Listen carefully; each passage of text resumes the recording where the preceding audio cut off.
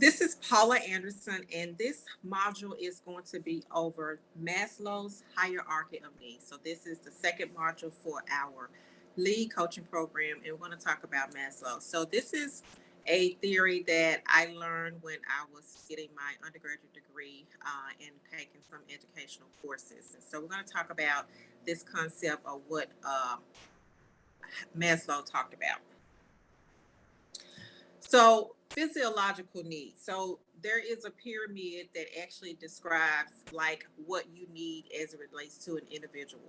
Your basic needs, and then your needs for self-actualization, and then some of the other things that you need as an individual. So, we're going to talk about the first need. So, your physiological needs. So, in order to be able to survive, to live, you have to have some basic things. So, you have to have food, you have to have water, you have to have shelter, you have to have air, and you have to have food. So, if those needs are not met at the basic level, then an individual cannot elevate to any to the next level if those needs are not met. So think about individuals that are experiencing homelessness.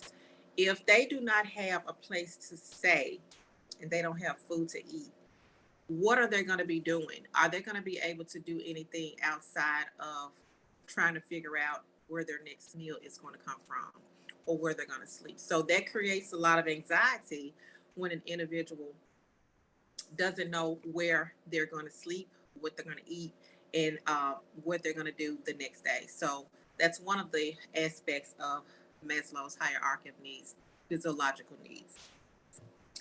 Now, safety. The other aspect of when you are living somewhere, you want to make sure that you're in a safe environment. So if you're living in a neighborhood and there is a high crime rate, or there's always gunshots, there's always a crime story connected to your neighborhood, then your need for safety is not going to always be there because you feel threatened. There's some kind of threat to what you're trying to is there's a threat to your life and your circumstances. So you want to make sure that you are in a safe environment. And how does this relate to working? Individuals that work in a department, they want to know that they work in a an environment that is not hostile, that is not toxic, that allows you to work, do your work, and then go home. Now, sometimes there are going to be some interaction between you and other coworkers, but the basic thing that you're supposed to do at work is to do your work, and then you have a little bit of conversation, interaction, and fellowship amongst your coworkers. Belongingness and love needs. Now, as an individual, so as a child, one of the things that children need is to know that they belong and that they are loved. So there is a research study that was done in 1995, and it's called ACEs, and it stands for Adverse Childhood Experiences, and it talks about how some of those circumstances that you may have grown up in, how that affects you as an adult. So, for instance, if you grew up in domestic violence or you grew up in a substance abuse environment, any type of dysfunction is going to affect you later in life. And so when you have adverse childhood experiences, then of course that shapes who you are as an adult. And sometimes you may need to get counseling in order to deal with those issues. Now, having friends. So when you have friends, of course, that is an opportunity for you to build relationships with individuals outside of your family. And sometimes your friends can be closer than some of your family members. And you want to have friends as a support system. You want to have friends that are really real friends. And when I say real, I mean that they are with you when you are down and they are with you when you're up. So they support you whatever the circumstance is. So recently I had a situation where I actually, my lifestyle totally changed. And as a result of that change, I had to rely on my friends for support, not financial support, but just the the support that goes along with someone knowing what you are experiencing or what you're going through. So three people were were there for me throughout all of that process. And so that's the friend. Now, family members, not all family members were there, but the friends were there. So how does this relate to workplace? When you are working for a company in a department, you want to make sure that there is a sense of respect. Now, everybody is not going to like each other. So we're going to be realistic about this. Everyone is not going to like each other. And you want to make sure that you're working with some people that are that are friendly, that are not toxic, that are not out to get you in terms of they're a threat to you. So you want to have some kind of harmony while you're working. And so a leader sets the stage for that. So whenever there's going to be something that is going to impact the department, then of course that leader has to address that and try to figure out what the resolution is. Esteem needs. Now, as we grow up, we want to feel good about ourselves.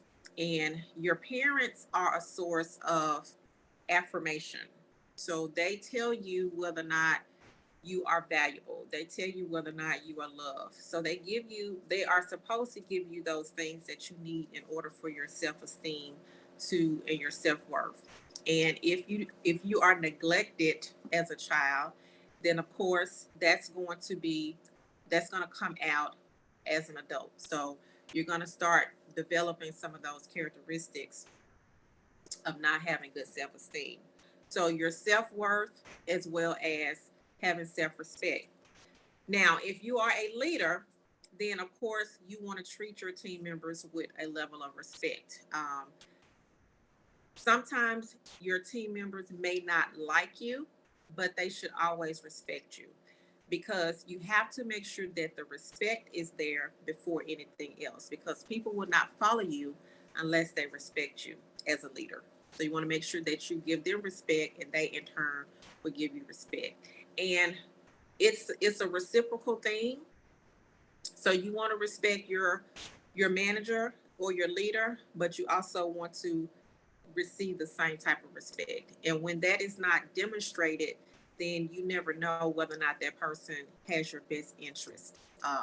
And having your best interest means that I'm going to give you things that I know is going to help you grow to be a better person.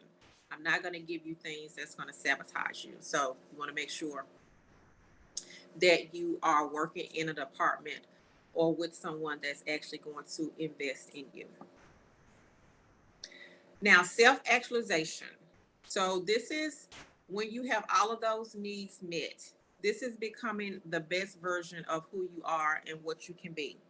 So, achieving your best, reaching your full potential. Now, the leadership program that I'm offering is actually designed to help people to become a transformational leader or have the transformational leader style, which means that you really are trying to get people to move to a different level in their life. And you see this based on their performance, but you also see this based on their character. So sometimes the character may not match the performance. And when there is a disconnect, then of course you have to focus on how do I get the character to match up with the performance. That's when you develop individuals who may not meet the criteria of what it means to have self-actualization. So how do you do that? You set up sessions with your team members to go over some things that they need to do to develop themselves so that they can be a better version. Now, we spend most of our time at work. And so that's the place where we interact the most with individuals. And your manager, your director, they're individuals that actually can put you in position to be in a better place and to be a better version of yourself. Now, we're going to go over the leadership styles really quick and then we're going to conclude this video. Now, the four leadership styles that I teach on are transformational, servant leader, charismatic leader, and transactional leader. And for a transformational leader, this is someone that is very concerned about the individual who is up under them. They really want this person to grow. They want this person to achieve greater things. So they observe this person and they look at them and they say, "Oh, okay, this person will be good in this role." So they try to promote that person. The very first job that I had when I was 16 years old, I was able to get promoted several times. And my manager, my initial manager, was observed me because she saw my potential and she saw where I could go and how I could grow. And so I went through a series of getting promoted because managers saw my ability to do something different or to progress. And so that worked well for me.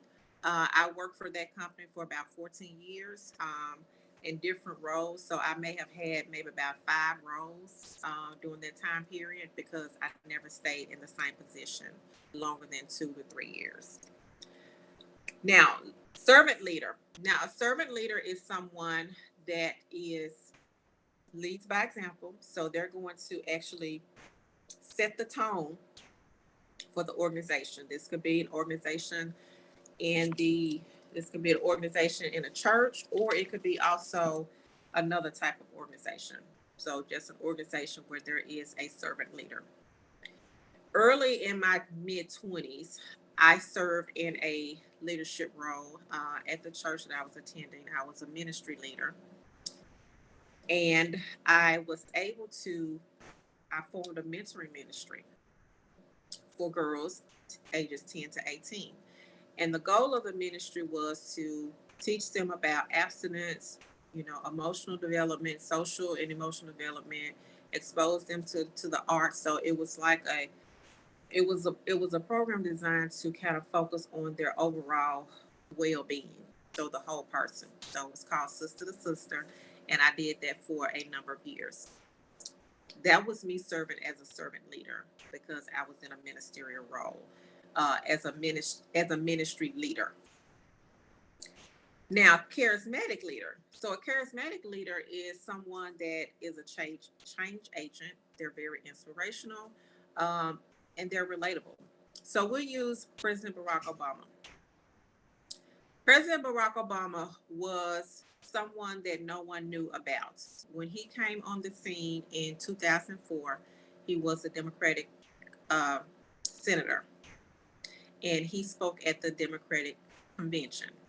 And because of his relatability, because his story was similar to those of us who grew up like he did, so he was not like from a wealthy family. So he had average parents that went to school, got married, had him, and he lived with his grandparents. So that's kind of like the story of a lot of people. So he was very relatable. But the change that he brought was he actually motivated young people to vote in the 2008 election. So he motivated them to vote, and he used the platform that they use, which is technology. So he convinced them that voting was something that you needed to do, and then he used technology in order to convey his message. So that's an example of charismatic. And then transactional. So a transactional leader is someone that is concerned about the task, making sure that everything gets done. So they're very making sure that all the I's are dotted and all the T's are crossed. And that's okay. But when you are working with people, you want to make sure that you give them the opportunity to connect with you. And if they're not connected to you, then they're not going to feel a sense of direction and they're not going to feel a sense of support. So you want to make sure that you have a blend of the transactional and the transformational because both of those styles can work together at some point. I highly recommend transformational as the leadership style, but if you have the transactional leadership style, then you want to try to blend those two together as much as you possibly can. Well, that concludes this module on Maslow's hierarchy of needs and then the 4 leadership styles that we teach on. So stay tuned for more modules on our lead coaching program.